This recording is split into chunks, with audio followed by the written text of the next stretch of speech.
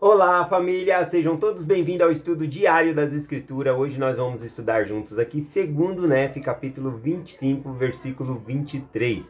Vou procurar explicar aqui o que é ser salvo pela graça. Você conhece a doutrina da graça, que nós somos salvos somente pela graça? É isso que eu vou procurar ensinar aqui hoje, tá bom? Bom, eu vou deixar também um vídeo no final da descrição desse vídeo aqui, explicando melhor, o que é a graça. É um discurso que eu acredito que todo membro da igreja tem que saber desse discurso, estudar esse discurso para entender o que é a graça do nosso Salvador Jesus Cristo, tá bom?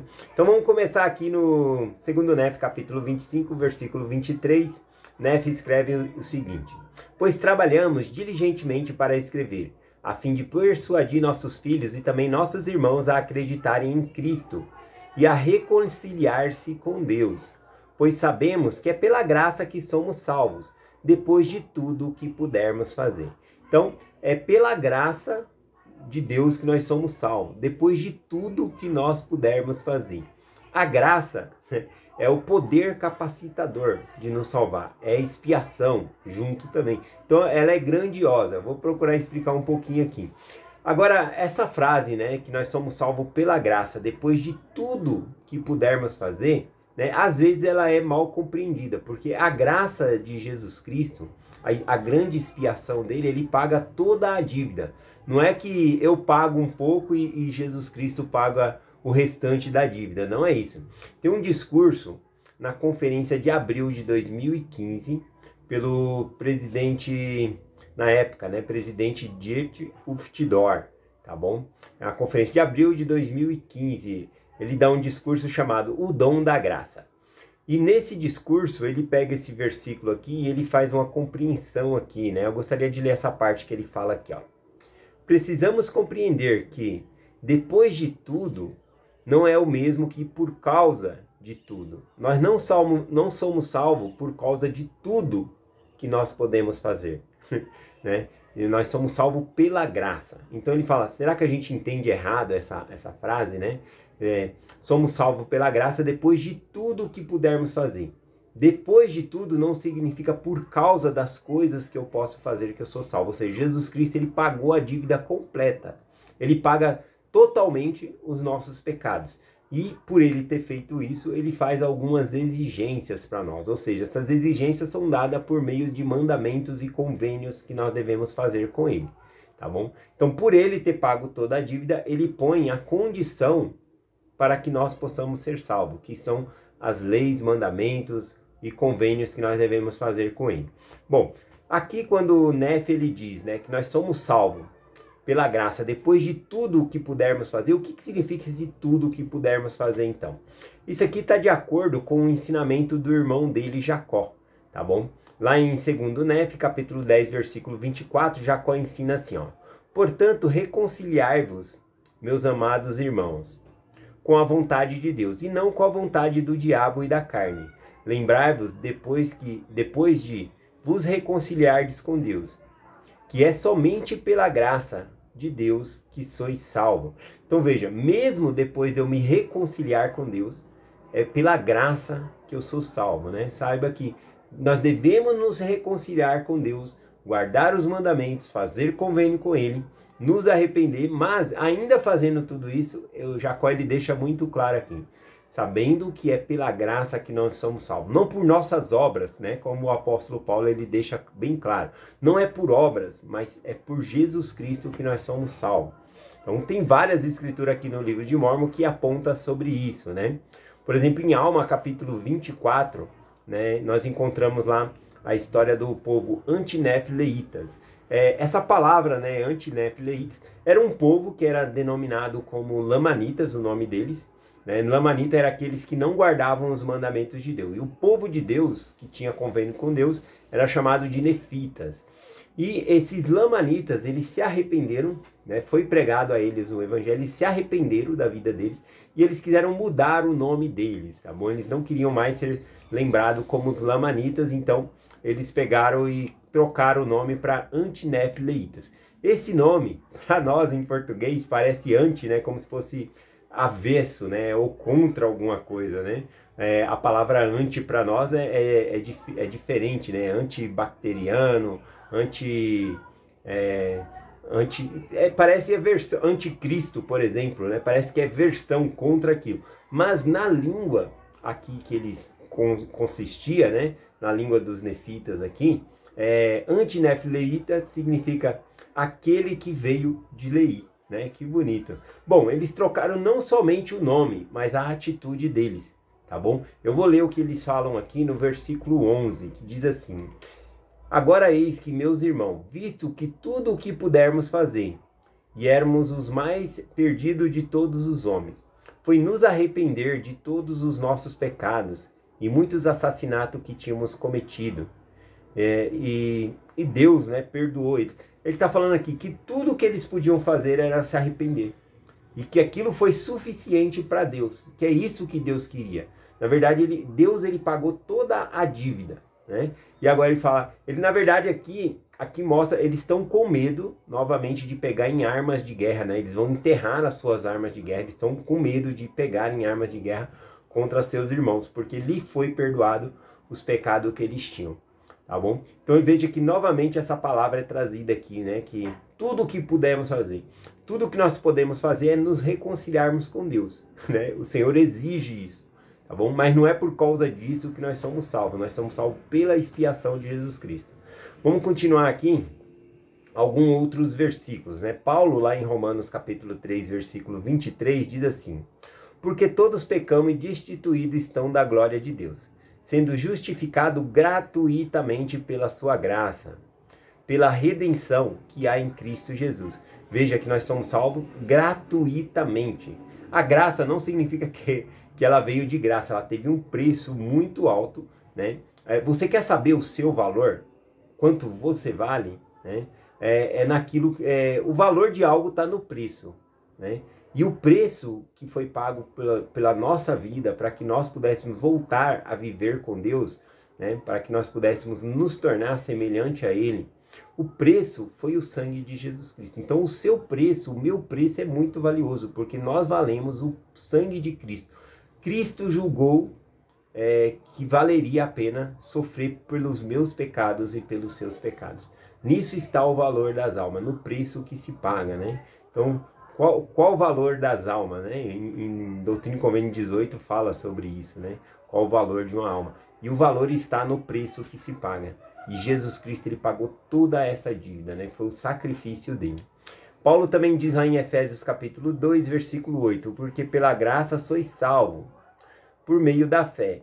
Isto não vem de vós, é dom de Deus. Veja que não vem de nós, significa que é dom de Deus, é presente de Deus, é uma dádiva, um presente que Deus nos dá, é a salvação. Mas ele usa aqui a palavra, isso não vem de vós, é dom de Deus, mas ele fala que nós somos salvos pela fé. Nós também temos que exercer nossa parte. A nossa parte não significa que nós estamos pagando o nosso pecado. A gente está sendo gratos ao que Jesus Cristo fez por nós. Ele exige essa gratidão e obediência aos seus mandamentos e fazer convênio com ele. Leí também ensinou sobre isso, lá em 2 Nef, capítulo 2, versículo 4, ele diz: e o caminho está preparado desde a queda do homem, e a salvação é gratuita, né? É um dom de Deus, é gratuita a salvação. E os homens são ensinados o suficiente para distinguir o bem e o mal. E a lei é dada a todos os homens. E pela lei nenhuma carne é justificada, ou seja, todos são condenados pela lei. Né? Todos pecam, todos estão condenados pela lei. Então Jesus Cristo, ele paga pela lei.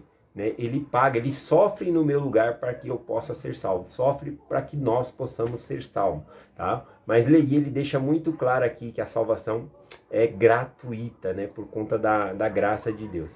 Aqui também, em Mosias capítulo 18, Abinadi, né, um grande profeta do Senhor, ele está debatendo aqui, né, com o iníquo rei, né, e seus sacerdotes. E ali ele começa a ensinar os mandamentos de Deus. E uma frase que ele fala me chama a atenção aqui em Mosias capítulo 13, versículo 32, que diz: Ora, entendiam eles a lei? Digo-vos que não. Ou seja, eles guardavam a lei de Moisés, né, mas eles não entendiam o significado daquela lei. Né? nem todos entendiam a lei. Isso por causa da dureza de seu coração, porque não compreendiam que ninguém poderia ser salvo, a não ser pela redenção de Deus. Ou seja, nós somos salvos por Deus, não por causa da lei de Moisés. A lei de Moisés aponta para Cristo. Tudo aponta para Cristo. É por meio de Cristo que nós somos salvos. Então, não é questão, ninguém vai poder entrar no céu e dizer assim, eu fui salvo porque eu fui o máximo, porque eu fui bom, porque eu guardei os mandamentos. Não, mas todos nós entraremos no céu, seremos salvos mediante a expiação de Jesus Cristo, a graça, o poder capacitador da expiação de Jesus Cristo em nossa vida. Esse é o sentido aqui, tá bom? Alma também, né, em Alma 42, ele também ensina sobre essa parte da graça, né? Vou ler um pouco aqui de suas palavras. Alma 42, a partir do versículo 12. E não havia meio de resgatar o homem deste estado decaído, que o homem trouxera sobre si, em virtude da sua própria desobediência. Portanto, de acordo com a justiça, o plano de redenção não poderia ser realizado, senão em face do arrependimento dos homens, nesse estado probatório. E nesse estado probatório, porque, a não ser que nessas condições a misericórdia não teria o efeito. Aqui ele vai explicando aqui até o versículo 16 aqui eu iria ler, mas aqui vou dar uma resumida. Ele fala que embora nós possamos nos arrepender dos nossos pecados, o arrependimento não teria efeito se não fosse a expiação de Jesus Cristo, a graça, o poder capacitador dele. Por quê? Vamos imaginar o arrependimento como uma ponte. Nós fizemos algo errado e nós nos arrependemos, tá bom? Então, parte do arrependimento significa não cometer mais o mesmo erro, tá bom? Mas, veja bem, mesmo que eu me arrependa e não cometa mais o mesmo erro, eu já cometi o erro. Então, o arrependimento, ele não paga os meus pecados. Ele não paga. O arrependimento, ele é uma ponte que leva os meus pecados até Jesus Cristo. Foi Jesus Cristo que pagou os meus pecados, não o meu arrependimento. Tá bom? E o Senhor, por ter pago os meus pecados, ele exige que eu me arrependa de meus pecados, que eu não pratique mais, que eu modifique, que eu seja uma nova pessoa. Então a alma explica sobre isso aqui também.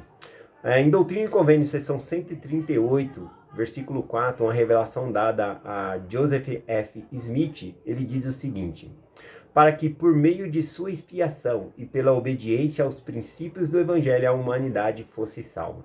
Então, é pela expiação que nós somos salvos, mas o Senhor exige, né, que nós cumpramos os princípios do Evangelho, tá bom? Para que nós possamos ser salvos também. Bom, o conceito aqui, eu peguei o conceito de graça aqui, né? Já que a gente está falando muito sobre a graça, eu peguei lá no guia de estudo, eu vou ler as palavras, o que significa a graça. Diz assim: o poder capacitador de Deus, que possibilita homens e as mulheres a alcançar as bênçãos nesta vida e a obterem vida eterna e exaltação após terem exercido fé, arrependimento e feito tudo ao seu alcance para guardar os mandamentos.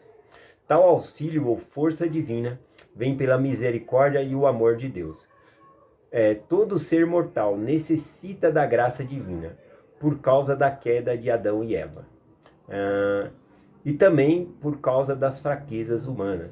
Então, a graça do Senhor é um poder capacitador que me ajuda a melhorar as minhas fraquezas também. Eu me torno forte, né? Então, tem um discurso que eu vou deixar aqui no final da descrição desse vídeo, tá bom? Ou no começo da descrição, melhor, que é sobre a expiação. Todo membro da igreja, ele deveria assistir esse discurso.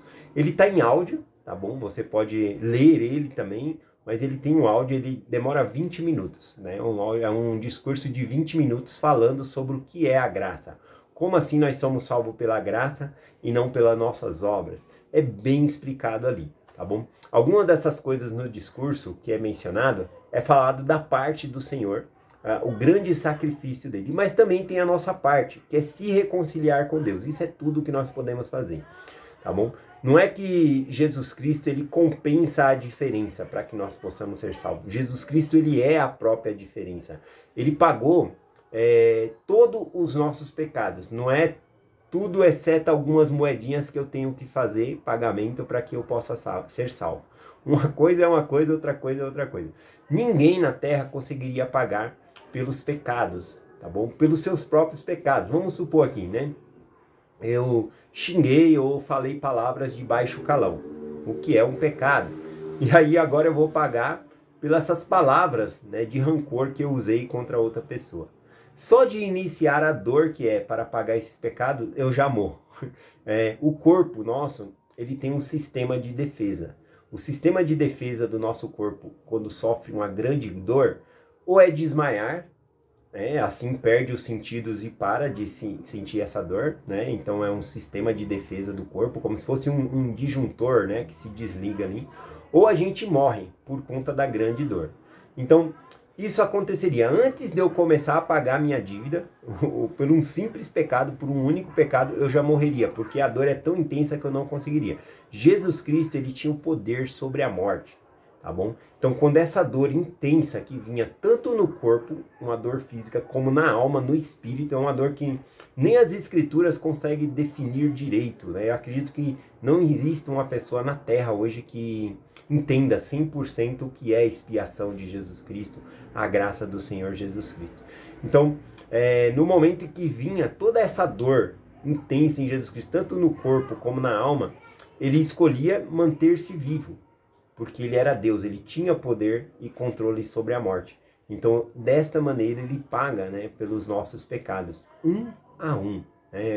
É algo que a gente está fora de nossa compreensão, tá bom? Então, Jesus Cristo, ele paga a dívida total. E agora, por ter pago a dívida total, ele exige que nós façamos algo para que nós possamos ser salvos, que já foi mencionado aqui nessa mensagem, que é ter fé em Jesus Cristo, nos arrepender, fazer convênio com ele e assim por diante, tá bom? Vamos aqui, falando de algumas coisas aqui, comparação sobre a expiação, essa graça, né? A graça do Senhor, a expiação, ela é um grande investimento que o Senhor fez em nós. Ele tem expectativa que nós nos tornemos como Ele é. Essa é a grande realidade. Muitos cristãos que até entendem esse conceito que nós somos salvos pela graça e prega somente isso, né? Somos salvos pela graça, né? Independente do que nós fazemos. Mas, às vezes eles ficam tão felizes por saber que são salvos pela graça que se esquece por que a graça foi feita, por que a graça existe, ou por que vocês são salvos. Nós somos salvos não somente para retornar à presença de Deus. Aliás, na nossa doutrina, nós acreditamos que nós já estávamos com Deus antes de nascer nessa terra, tá bom? Então, eu não vim a essa terra para simplesmente voltar à presença de Deus. Foi para aprender por meio de minhas experiências, escolher a Deus aqui na terra, segui-lo e me tornar mais semelhante a Cristo, né? Ao meu Pai Celestial e a Jesus Cristo. Esse é o propósito da graça. Bom, aqui tem um exemplo, né, que ele dá, falando que ainda nós temos que fazer nossa parte, mas com um propósito diferente. É igual você está depositando todo mês uma quantia no banco, né? Só que essa quantia não é para pagar uma dívida com o banco, é para fazer uma poupança, um investimento. Então, quando nós guardamos os mandamentos, vivemos o Evangelho, fazendo convênio com o Senhor, é um investimento em nós mesmos. Nós estamos nos tornando mais semelhante ao nosso Pai Celestial e a Jesus Cristo. Tem um exemplo aqui que fala sobre uma mãe, né? Que é o exemplo da expiação aqui, né? Da graça, fala de uma mãe que pagou aula de piano, né, para o seu filho. O que ela exige do seu filho? Que ele aprenda, que ele pratique piano, tá bom? Agora, ele praticar piano, vai pagar a aula de piano? Não, não vai pagar a aula de piano, porque a mãe pagou a aula total de piano, tá bom? Pagou a professora integralmente. Então, o aluno, ou seja, a pessoa que está praticando, ele não está pagando a aula. Então, a expiação ela foi completa. Nós praticamos o Evangelho, né, para nos tornarmos melhores pessoas, mais semelhantes a Jesus Cristo. Mas não significa que a gente está pagando pelos nossos pecados ou a gente está merecendo o céu. Não é isso. Bom, é uma dádiva, é um dom de Deus. Em Doutrina e Convênio explica um pouquinho sobre isso. A Doutrina e Convênio 88, versículo 33 diz assim: pois de que vale a um homem ser-lhe conferida uma dádiva e não a receber? Eis que ele não se regozija no que lhe foi dado, e nem se regozija naquele que fez a doação. Então, a expiação de Jesus Cristo nos foi dada. O poder capacitador foi nos dado gratuitamente, né? Agora, o homem que não busca essa dádiva, esse poder para a sua vida, né, é o que está mencionando aqui, né? Que ele não se alegra no doador que fez, que é Jesus Cristo, e nem no presente que foi dado. A alegria, a felicidade de Cristo é nós usarmos o poder capacitador, usarmos a expiação a nosso favor, tá bom? Ou seja, a expiação também não é algo que só vai vir sobre nós, o poder capacitador de Deus, a graça, não é que vai vir sobre nós só no último estado, como depois de tudo que eu puder fazer, aí vem a graça. Não, a graça está conosco sempre, é o poder que vai nos capacitar para nos tornar pessoas melhores. Não é a luz, a graça do Senhor não é a luz no final do túnel, é a luz que nos acompanha túnel adentro, na escuridão, que vai iluminando ali, junto com a gente. Então, esse é o poder da graça, tá bom? Eu vou finalizar por aqui, eu acho que compensa ler a descrição toda, né, desse conceito de graça. Aliás, a palavra mais forte, e que eu nem gosto de usar, minha esposa, ela não gosta que eu use essa palavra, né? Aliás, eu não uso, eu acho ela, não que ela é uma palavra de baixo calão, não é um palavrão, nada disso, mas eu acho que o conceito dessa palavra é muito forte. É muito forte, que eu não gosto de usar, tá bom? Eu vou falar essa palavra aqui, minha esposa não está em casa agora, né? Então ela não vai ficar brava comigo. Mas a palavra mais forte que eu acho, né, e que eu nunca uso, é a palavra desgraçado. Porque ele é o oposto da graça. Quem é o desgraçado? É uma pessoa sem graça. Não sem graça no sentido que a gente usa de uma pessoa que não dá risada. Não é esse tipo de graça que é a graça do nosso Senhor Jesus Cristo. A graça é o poder capacitador da expiação sobre as pessoas. Então, a pessoa desgraçada que eu conheço é Lúcifer e a terça parte, né, dos anjos que o seguiram, tá bom? Eles são sem a graça, a graça não tem efeito sobre eles. O poder capacitador de Jesus Cristo não tem efeito sobre eles. Esses não podem ser salvos mediante a expiação de Jesus Cristo. Tá bom? Não é à toa que nas escrituras um dos pecados que fala que é imperdoável, né, é negar o Espírito Santo, que significa negar Jesus Cristo, tendo uma plena consciência de quem ele é, tá bom? Tendo uma plena consciência, como que eu posso explicar, né, esse pecado do Espírito Santo? Geralmente eu uso esse exemplo, é você olhar para o sol meio-dia brilhando no seu rosto, você morar no sol, tocar no sol, e depois dizer, o sol não existe. É você conhecer Jesus Cristo de uma maneira íntima, todas as coisas que ele fez por você, a expiação, e depois negar a Cristo, que é o que Lúcifer fez. O diabo e seus anjos fizeram. Eles negam a Cristo. E ninguém pode ser salvo sem a expiação de Jesus Cristo, sem a graça do nosso Senhor.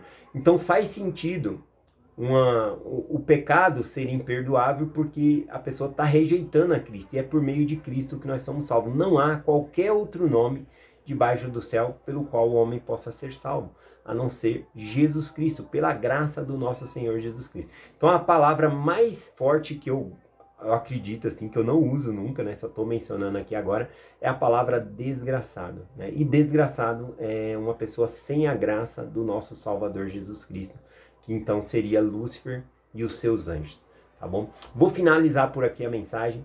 Eu peço para vocês, assistam, ouçam esse discurso que eu vou deixar no link aqui, que ele é muito poderoso, explicando sobre a expiação de Jesus Cristo. Quem fez esse discurso foi lá na BYU. Deixa eu ver se eu pego só o nome da pessoa aqui, rapidamente aqui para nós. Deixa eu ver aqui. O nome dele é Brad Wilcox. Brad Wilcox. Ele faz um discurso lá na BYU e esse discurso está registrado nesse link que eu vou deixar aqui. É 20 minutos, é um áudio, tá bom? É só ouvir ou ler todo o discurso dele aí, tem a opção também. Eu compartilho essa mensagem com vocês. Eu sou muito grato pela graça do nosso Senhor Jesus Cristo, pelo poder capacitador que ele nos dá, né? O poder capacitador dele está conosco sempre.